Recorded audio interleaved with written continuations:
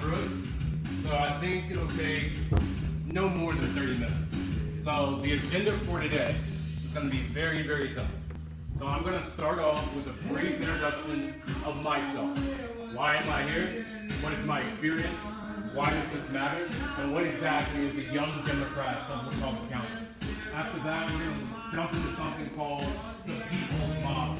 It's something I've worked on, it's something I've constructed, and I believe it is the future of how we will do discord. Whether you're Republican, Democrat, Independent, don't want to vote every day, I believe it's our future.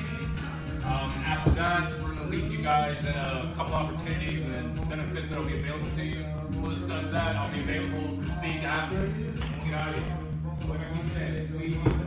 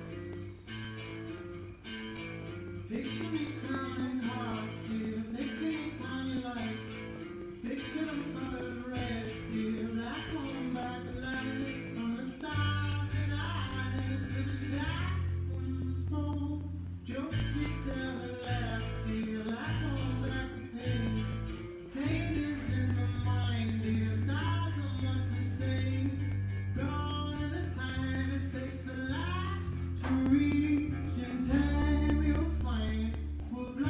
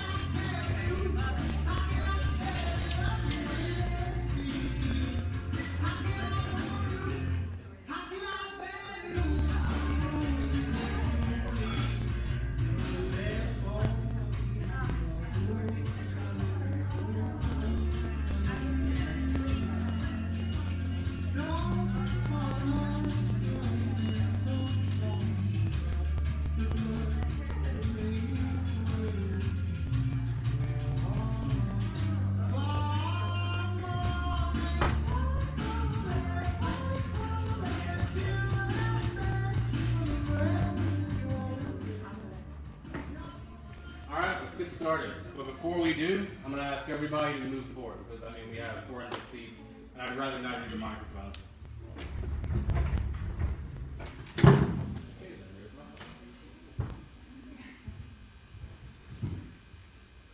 Actually, let's go back.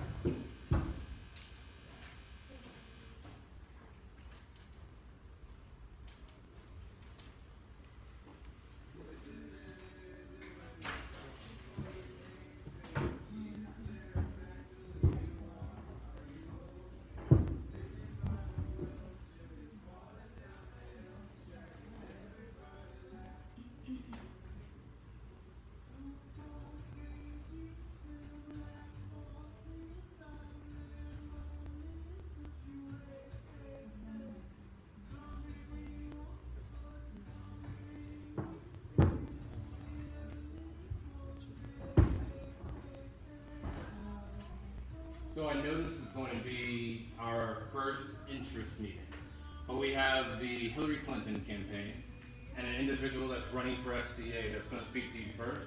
They're on a little bit of a timeline, so they'll start us off, and I'll just jump right back up and I will explain who I am. We'll just knock this out. How's that sound?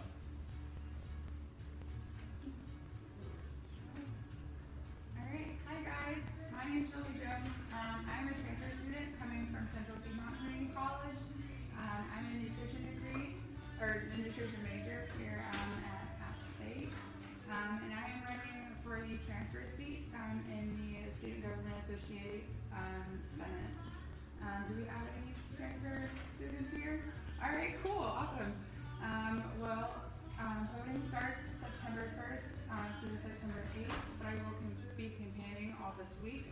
I basically just want to represent transfer students and kind of get the word out that we exist here on campus. We're an important voice here, and I want to make sure that every transfer student gets involved because it's an important aspect to succeeding in your academic career. So I will be around, but I will leave some surveys here, so you guys, for the ones that are transfer students, so you guys can fill that out, and then I will contact you shortly. Thank you. Come on, we can give her a round of applause.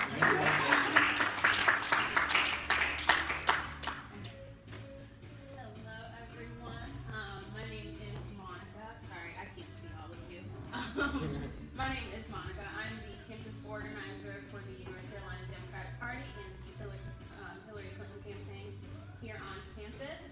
And so, just a little bit about myself. I've been organizing since 2012. I started off as a fellow for Obama in December of 2012, and then became the campus organizer for UNC Charlotte. I worked on a few mayor campaigns, worked for Alma Adams campaign, and then took last year off and got back into it. This year I said I was done, but you know, that's not reality.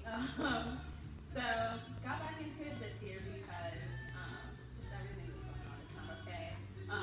Starting with our lovely governor himself, he's got to go. And we just he's got to go. And we just can't allow Trump to become our president. We just can't. He's a smart man, but he is not supposed to be the president of the United States, and we just can't allow someone like that to lead us.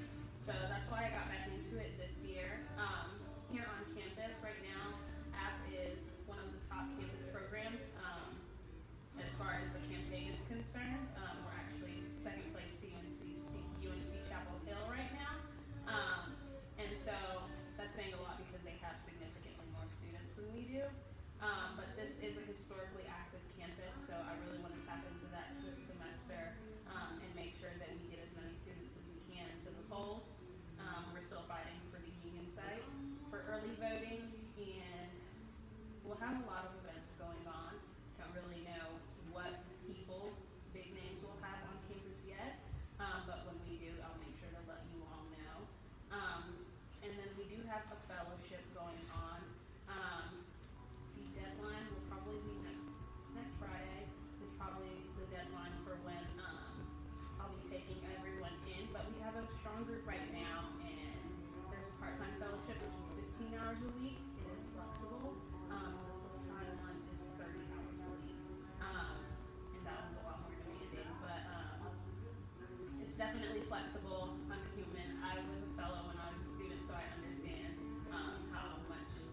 how difficult it is to balance everything. But on top of the fellowship, we also just have regular volunteer opportunities for people who just want to volunteer whenever they can. Voter registration, collecting commit to book cards, which I have, and I'll ask each one of you to sign one today if you haven't yet. And then helping us plan events, like a lot of visibility events. That's going to be really huge once we're done with voter registration. So if any of you want to get involved with the campaign, please let me know, and I'll make sure to get you plugged in.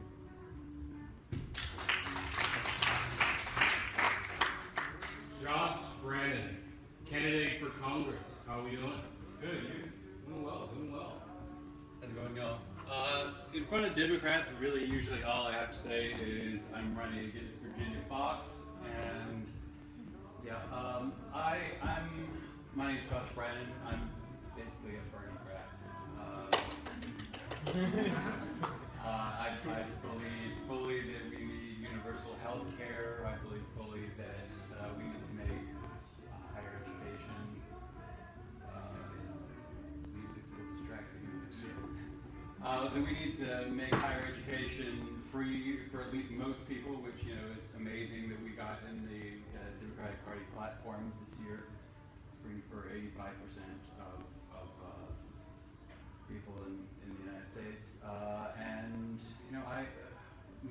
I believe that we need to take our democracy back from the 1%. We have a system right now where for 35 years all of the economic gains in our country have gone to the top. It hasn't mattered which party has been in control of Congress. It hasn't mattered who's been president. All of the extra money has gone, not necessarily just to the 1%, but to the top 10%, and that's fundamentally un-American.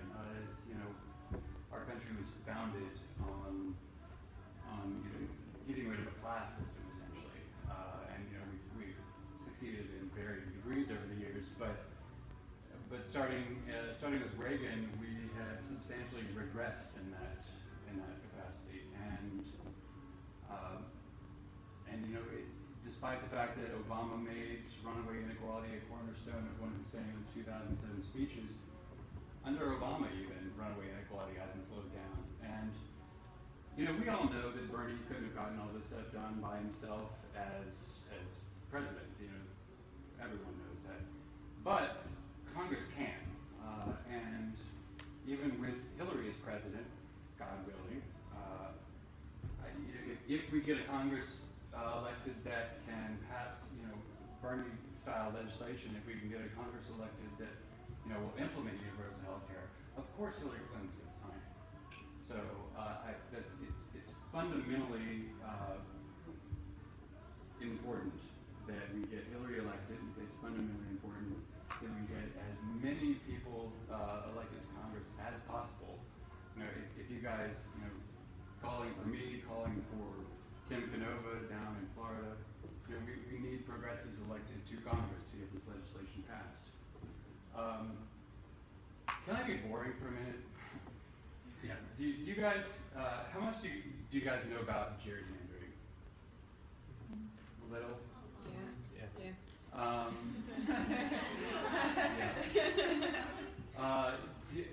Most people don't have any idea how bad the gerrymandering situation is, especially in North Carolina. In 2014, this is the second time I've run. I actually, in December of last year, after the Board of Elections bumped up the filing date, I actually stayed at the Board of Elections until 5 minutes before filing ended to make sure that no one else was going to file the run. And of course, they reopened the filing in March because the court said that our districts were unconstitutional, so they had to redraw the districts. But the districts are still unbelievably bad. To give you an example, there's a score that's assigned to every district in the entire country. It's called PVI, Partisan Voter Index, and it goes from R plus 50, which means the district will vote 100% Republican, to D plus 50, which means it'll vote 100% Democrat. There are 2 districts in the entire country with a PVI value that's more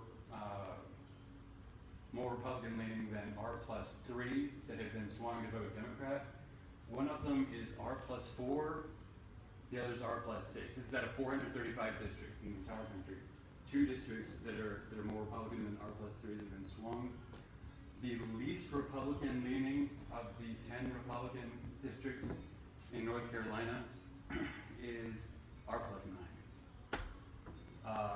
I know I'm not supposed to say that as a candidate. I know that I'm not supposed to point out the fact that, we have essentially 10 out of 13 districts that, for all practical purposes, cannot be won by a Democrat, but that is the reality of the situation right now. In 2014, 47% of ballots cast for Congress in North Carolina were Democrats.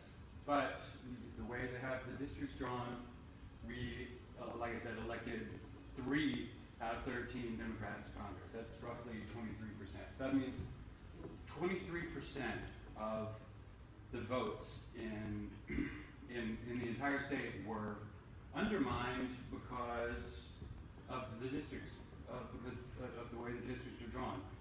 We have, our opposition, as it were, going around, yelling about voter fraud and voter impersonation, which is the only thing that the voter ID can possibly stop. We all know that out of roughly 1 billion ballots cast since between 2000 and 2014, there were 14 cases, I believe, of potential voter impersonation in the entire country versus hundreds of thousands of people's votes undermined by the gerrymander. I mean, the ratio of how they destroy democracy is just off the charts, and that is the fundamental problem. That we've had courts declare our districts unconstitutional twice, and it's the same on the state level. And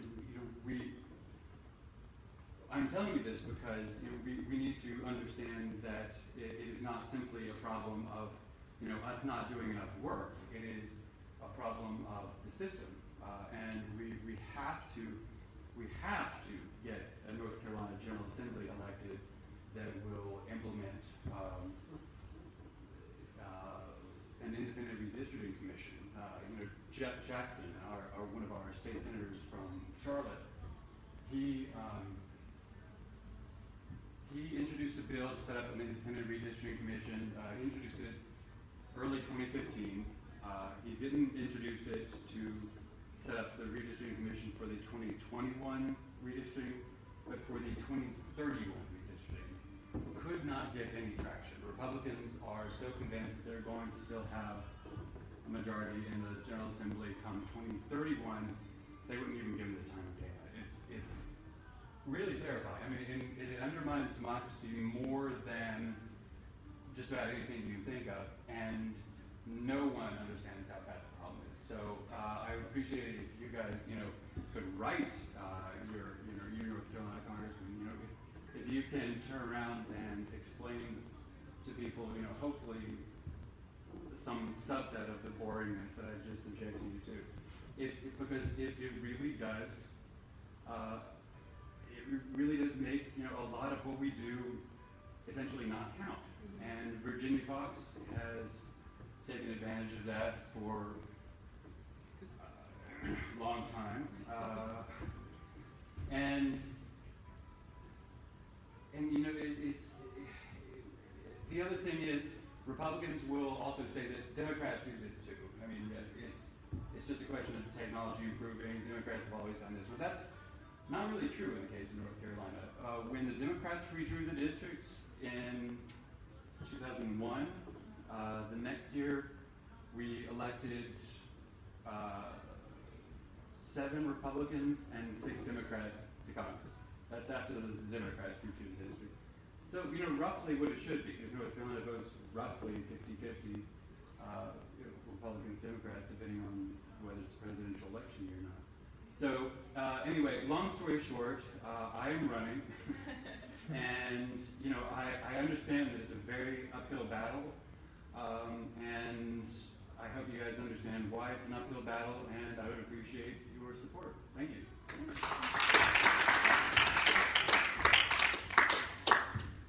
So Republicans, Democrats, and democracy. This is the kind of things that we're going to speak about in this organization. But as I told you before, I'm going to give you an introduction into who I am and why I'm here. So my name is Charles Douglas, and I am the president of the Young Democrats of Watauga County. I was born in Baton Rouge, Louisiana, to Agnes Douglas and the Reverend Cleveland Douglas, the thunder of the South. Even when I was a kid, I'd run around the house and tell my dad, if you're the thunder, I'll be the lightning. And let's hope that that comes true, because I definitely want to make them proud. So over the course of my life, I've really never cared about politics, not ever, not once. As soon as I graduated high school, I joined the Army as an interrogator and spent 5 years, 2 deployments. Throughout that entire time, did I ever turn on Fox News and MSNBC? No, I didn't. I always thought that politicians were just full of fluff, full of great ideas, but nothing that they were actually going to act on. Because I've been, I'm 27 now.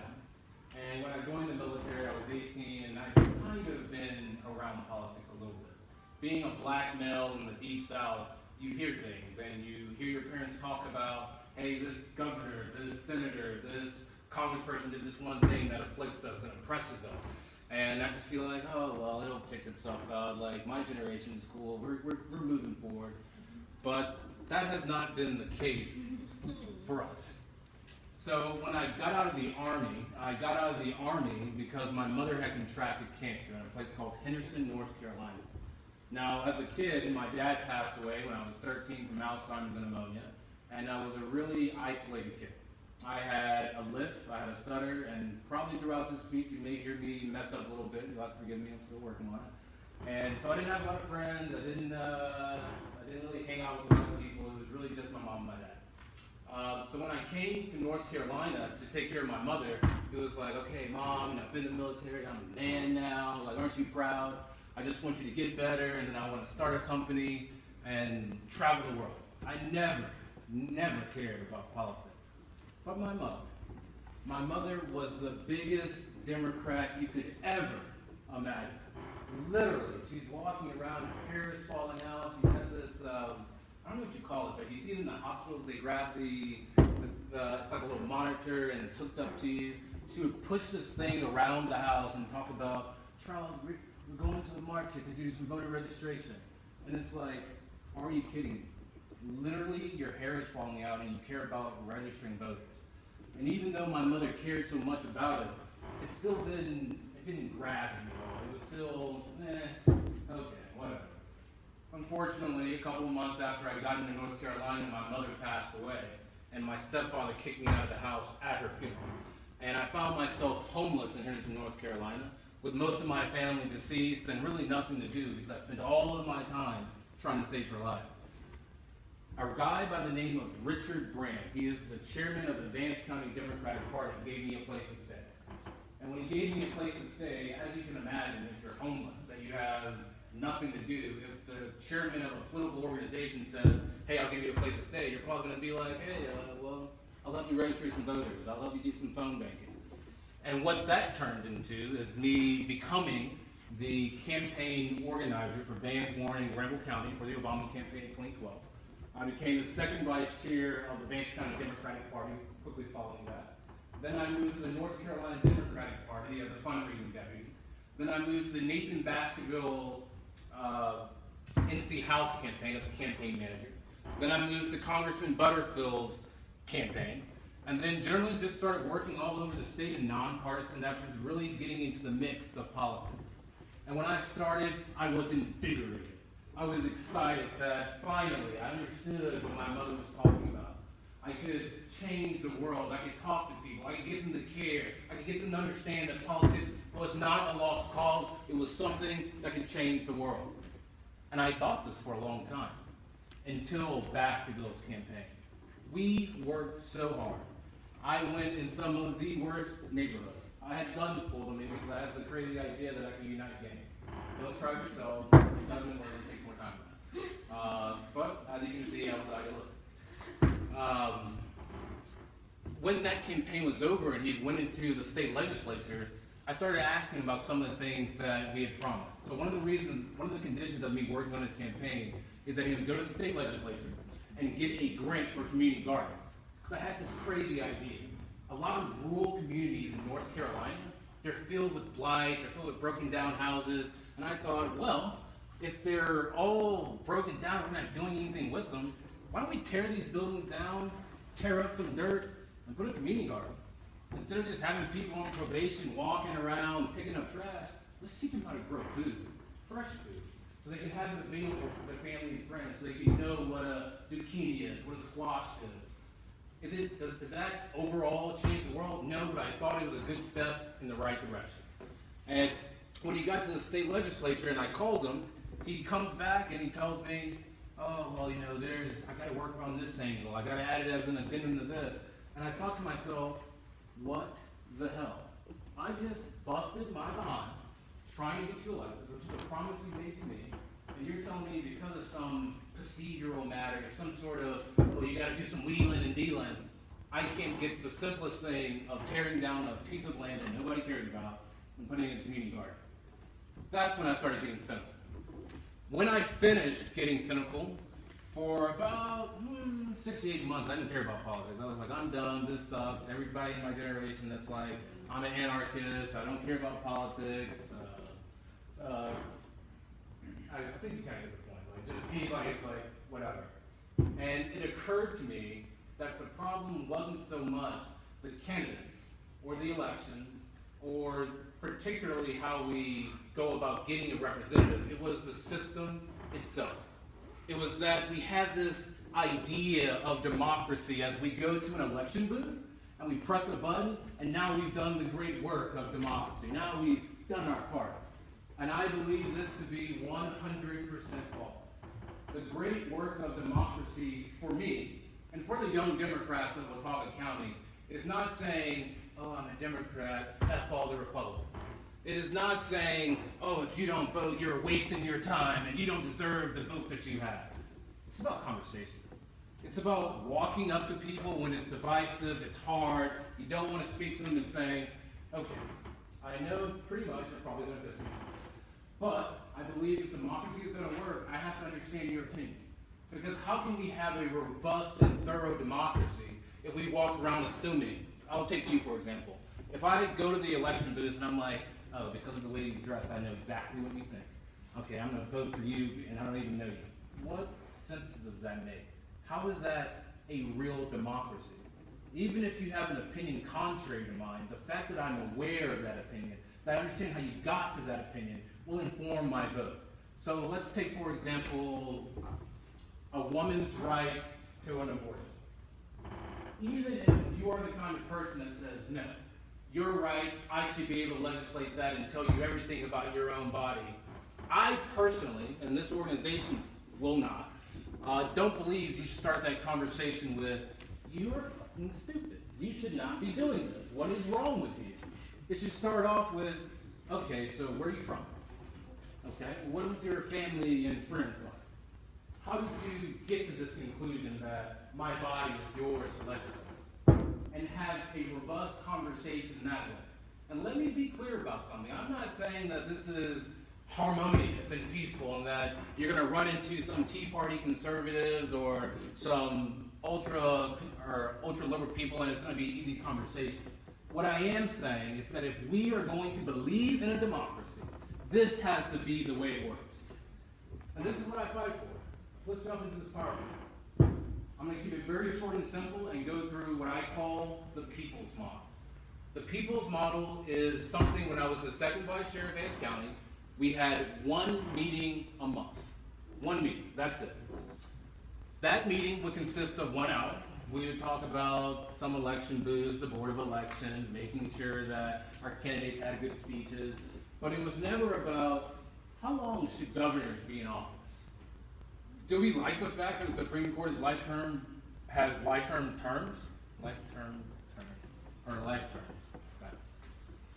We never asked any questions about how a democracy should work. We just went on the belief that our predecessors were like, oh, this is democracy, and I'll take it the way you give it to me. Why are there constitutional amendments? Why do we have the right to vote? Why are we having conversations at all if we're not going to critique the very system that oppresses us, confuses us, and stymies us? So what I decided to do is to create a model for political parties that is not rooted in the Democratic Party or the Republican Party. It's rooted in how I believe, and I hope that you will also believe a democracy should work.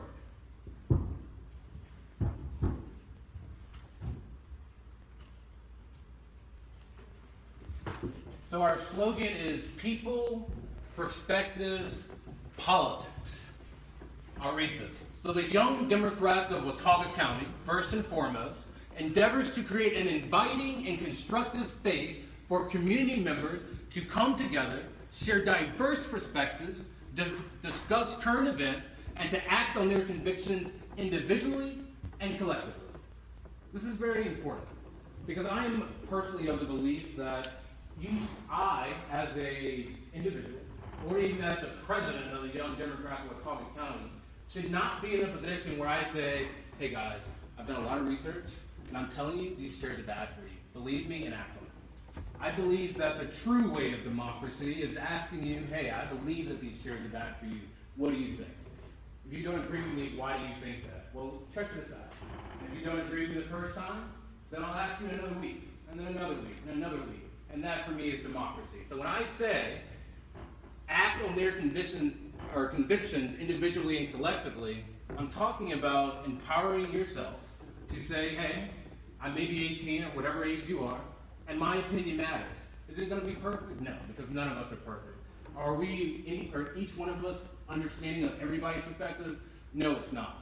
But as for me, as long as you're trying to evolve, as long as you're trying to go, you're actively participating in a democracy. Our philosophy, we believe that political organizations, regardless of political affiliation, should constantly endeavor to facilitate sustained face-to-face community discussions that revolve around local, state, and national issues that affect the community. This is something a little personal for me. I am not a fan of social media activism. When I first came to Appalachian State, as I told you, I was in the Army for 5 years. When I got out of the Army, I was the height of misogynism. When I would see a girl walking down the street, some of the things that fell out of my mouth were the epitome of Philip. And it took taking a class called Feminist Philosophy. Dr. Hall, you should take it. She is wonderful, articulate, and she really knows how to help you understand where you're coming from the wrong way and help you, or meets you where you are. And in that class, I was in the class for maybe, I think it was like 2.5 months. And the whole time I was like, okay, this kind of makes sense. I'm starting to get the vibe of it. And yeah, I guess being a man is kind of oppressing people. But it was until the day, and I remember her name, Casey Maslow. She was in class, and we were talking about the oppression of males. And she started crying in class. And at first, forgive me, I was kind of fuckboy. She was like crying, and I was wondering, I was like, why are you crying so much? Like, yeah, it's bad, but we're working on it. And as she kept explaining it, I started realizing, no, this is a big burden on her. This is not something that she's just like being sensitive about or just being too emotional about. This is something that affects her to her core. And I have to change. Am I going to change overnight? No, but I must consistently check and make sure that I am, in fact, changing. And it was that realization that helped me understand that no longer can we be comfortable with just social media. Is technology going to grow? Yes, and it's going to grow in ways that even I can't conceive of. But we cannot lose the human aspect of meeting face-to-face, having discussions, hard conversations, and going over how we feel about certain issues in our political climate.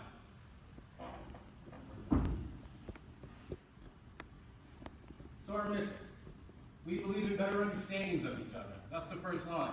It's not about make sure you go to the polls or any of that. I mean, that's what candidates for. Josh Brandon in the back, he's going to have a campaign team. He has a social media account. He will push his policies and his agendas. And if we agree with it, it's our job as people who want to support him to go work for his campaign. But if we're going to have political parties, for political parties, it's not affiliation first. It's first understanding each other. We believe wholeheartedly without reservation that there are deep structural issues. So let's get straight to the people's model. The people's model is pretty simple. The reason that I got this room, the reason I got ice cream and milk, the reason I'm wearing this spiffy suit and I put together this PowerPoint, which I know is not the best, but hey, we're working with what we got, is because of this system. This is the core of the young Democrats of Republican County. So I'm going to tell you what exactly the Republican Party and the Democratic Party does now, and this is what I want us all to do in the future. So right now, whether you're Republican or Democrat, you're part of the county party. You meet one time per month, and you meet for 2 hours. Now, given all the problems that we have in the political system, why is it that these two monoliths of political parties only meet one time per month? If we have all these issues, we're not feeling heard, not feeling represented, it's only 2 times per month, or 1 time per month. I believe that there's a simple fix for this: 4 meetings a month. The first is called Defining the Democrat. The second is called the Issues Caucus, and the third is called the Action Committee, and the fourth is a social. Because I strongly believe that one day, or one meeting out of the month, put politics aside. Let's just be a community and come together and have some root beer floats. Let's eat some carrots. Let's make some crafts. It doesn't always have to be intense and heavy. Let's just chill for a second, because we're going to argue. Make no mistake, you're not doing democracy right if you are not arguing. How could you? You come from different backgrounds and perspectives. Of course you're not going to agree. But one meeting a month, can we agree that it wouldn't be the worst thing ever to just come together for a community event? Okay. Let's get right into what is defining the Democrat. So defining the Democrat means 6 members of the community comfortable sharing positive and negative experiences involving their engagement with politics and democracy. Very simply put, there's no need to be long-winded. If we have all these problems with democracy, we got to understand what everybody's problems are, write them down, and figure out, okay, so you don't like that early voting is not open for 2 days. You don't like that candidates are in office this long. You don't like that we only have 2 parties. You don't like that it's democracy at all. There needs to be a meeting within every political party where we actually discuss amongst ourselves, what do we want in government? How do we want to be laws to be created? How do we want to basically be governed?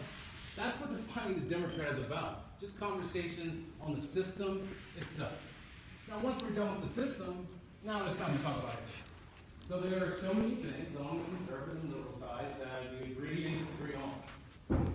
We need to have debate on the forum, documentary showing to the research groups, so that we can actually get into these conversations and have a Q&A. So there are a lot of issues that I'm ignorant on. Remember how I was just talking about feminist philosophy? Have there been a meeting where the party itself was like, feminism, what is it? How does it work? Perhaps that could have changed me soon. Perhaps I could have seen somebody crying in that meeting or really being affected and been like, oh man, that was it. Like, let's do something about that. And if the 2-party system is going to be so important to us, if it's going to be such a monolith where we have, it's our dichotomy of how politics works, then at the bare minimum, can it be a system or a group of organizations that actually start conversations consistently? The last one is the Action Committee, and that's where the campaigns are going to come in. So Josh Brandon, the Hillary Clinton campaign, Roy Cooper, any campaign that wants to come and speak, it's not just about critiquing the system, because we know we do need to do that, and it needs to be done. It's not just about having a conversation. At some point, you got to do something, and that's voter registration, that's phone banking, that's knocking on doors, and even more importantly, that's getting outside of your comfort zone and talking to people when you're bumping them at a table. I, for one, do not believe in that old adage of don't talk about politics and business at the table. How can I learn anything if I don't talk about politics? How can I understand where you're coming from? Now, to be fair, I'm a bartender in Vanderbilt, and I got harassed by some Christian missionaries, so I can see how it's going to be rough. But politics, at the bare minimum, we're all citizens, and we got to be involved in it. If that's going to be hard, so be it. It's democracy, and that's what it should have been all along. So what the Action Committee will do this semester is that we'll have voter registration drives, doing phone banking, do some door knocking. I'm going to present presentations on how VR works, how phone banking works, how door knocking works, why we do it, why it's effective. And we're also going to start drafting something called elected official progress reports. The reason that we're doing the elected official progress reports is pretty simple. It's just a matter of if a candidate comes and says, hey, I want this, I want that. We're simply gonna report it, we're gonna watch them month to month, and we're gonna come up with a rubric for, okay, are you following through with what you said? Did you really believe this? And we're gonna present it to our membership. It's not gonna be a state or national thing, it's just gonna be local communities saying, when you came here, you said this, we've watched you, you've done that. Not critiquing, not being like, don't move around, just simply, you said this is what you did, and now we're sharing with our local community. And as I said, the last thing will be the social.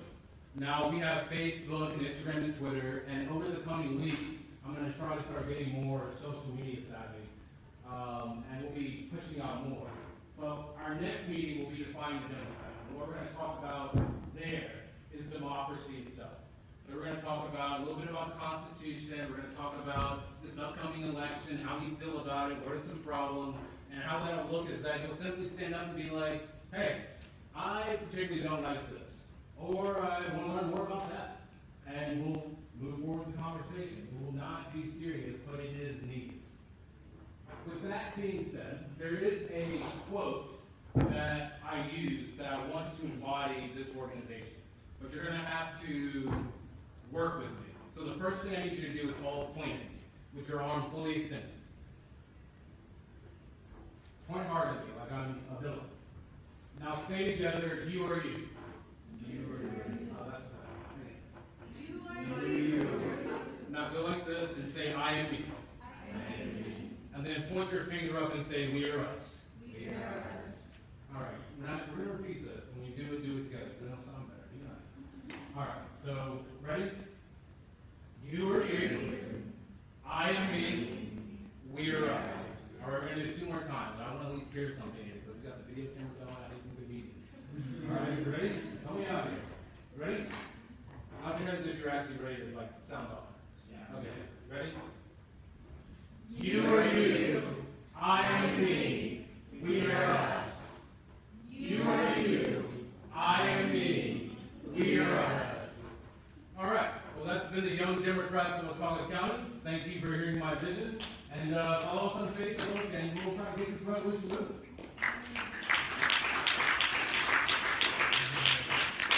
Don't forget that Monica has her committed to vote card, and if you want to meet Josh Brandy, he's probably one of the coolest candidates I have ever met in my life. You should really get a chance to know him. Thank you, despite your families. Thank you guys for coming. And if anyone wants a bumper sticker, there's only one obvious.